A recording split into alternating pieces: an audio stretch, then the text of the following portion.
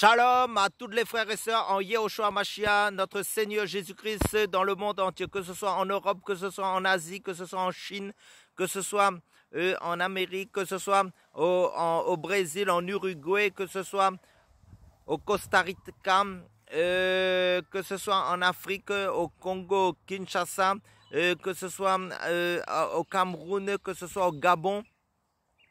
Quel que soit le lieu où vous trouvez dans le monde, salutations à toutes et bienvenue aussi à toutes les nouvelles personnes qui se connecteront pour la première fois sur ma chaîne pour écouter la parole de Dieu. Sentez-vous à l'aise chez vous sur cette chaîne pour commenter à votre aise. Donc, je suis le frère Ciel de l'île de la Réunion. Je suis docteur enseignant de la parole de Dieu en Yehoshua Mashiach, notre Seigneur Jésus-Christ.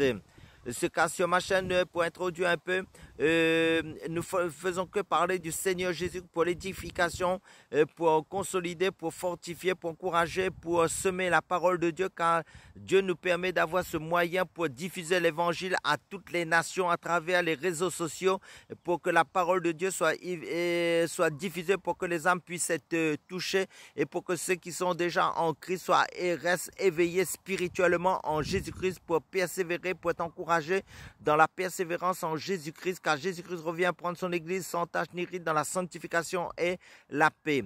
Et donc, nous allons prendre quelques passages dans la Bible pour parler de Jésus-Christ, de la parole de Dieu.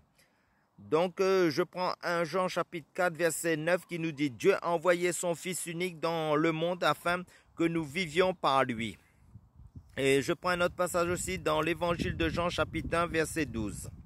À tous ceux qui l'ont reçu, c'est-à-dire qui ont reçu Jésus-Christ dans leur cœur, il leur a donné le droit d'être enfants de Dieu, c'est-à-dire à ceux qui croient en son nom, à ceux qui croient en Jésus-Christ en tant que leur sauveur et Seigneur.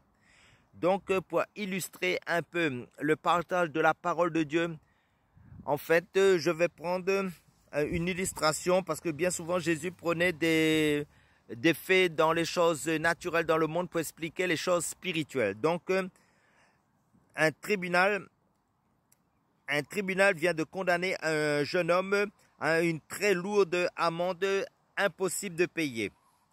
Va-t-il devoir aller en prison? Soudain, le juge déclare devant tous que le jeune homme délinquant est acquitté et libre, car son propre fils a accepté de payer l'amende. Le juge, pris d'affection pour l'ancien condamné, est même prêt à l'accompagner. En fait, je fais une illustration pour comprendre le message de la parole de Dieu. Donc, le juge, est prêt à l'accompagner dans la vie comme son tuteur. Un peu comme un père adoptif, en fait. Père adoptif. Amen.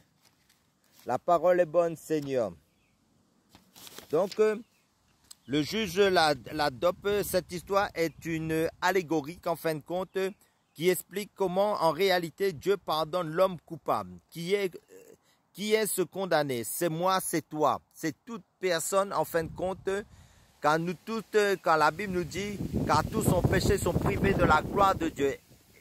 Et selon Romains chapitre 3, verset 23, et le livre de Romains chapitre 6, verset 23 nous dit, 6 plutôt, verset 23 nous dit, car le salaire du péché c'est la mort, mais le don gratuit de Dieu c'est la vie éternelle en Jésus-Christ. Car il est réservé aux hommes de mourir une seule fois, après quoi vient le jugement. Dieu nous a donné la seule solution qui est son Fils Jésus-Christ mort à la croix pour nous, pour que nous ayons la vie éternelle. Donc,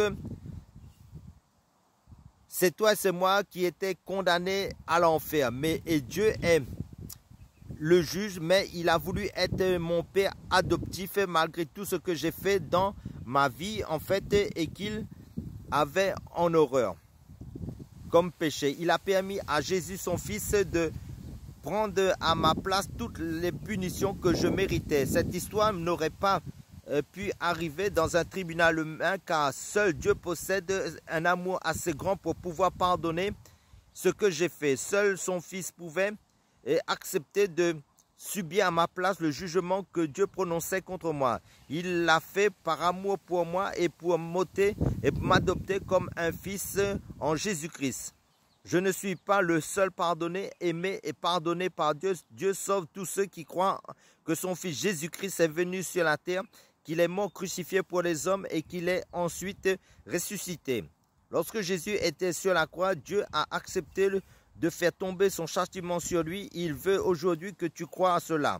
Toi aussi, il t'attend plein d'amour, le bras grand ouvert. Crois seulement et tu seras sauvé seulement en Jésus-Christ.